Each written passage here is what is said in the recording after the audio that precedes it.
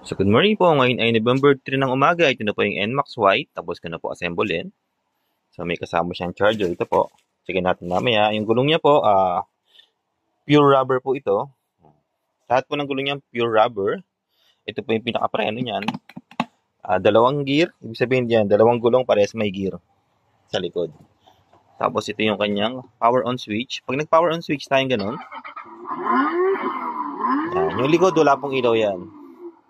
Yung unahan lang po may ilaw ito, yan, tsaka yan. Yan po lagi may ilaw basta naka-power on switch tayo.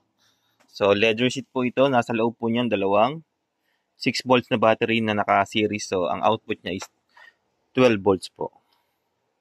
So, power on switch, yan. Then, may mga sounds po yan.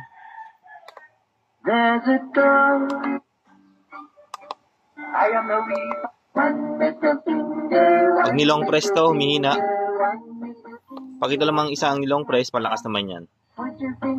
Yan. Ito USB port. Pwede yan. Yun. So, automatic tutunog yan. Basta MP3 song ang naka-download. So, to continue po tayo. Ito po yung kanyang throttle.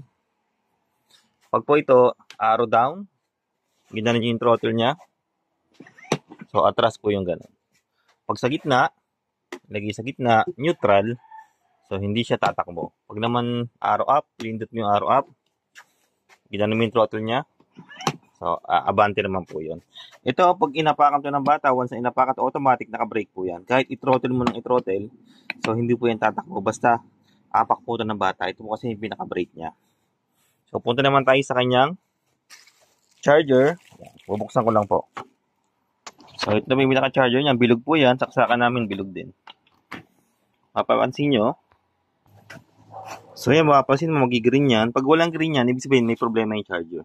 Nagkakaproblema pag lagi napapabagsak, so ingatan mo mapapabagsak. Bago mag-charge, laging papatayin po to.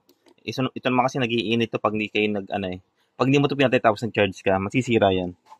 So, ito po yung charging hole or charging port. So, i-charge na natin yan. Papansin mo nag-red na siya, ibig sabihin nagka-charge na yan. Sa unang charge, dapat 8 to 10 hours. Kahit na mag-green to, ituloy mo lang.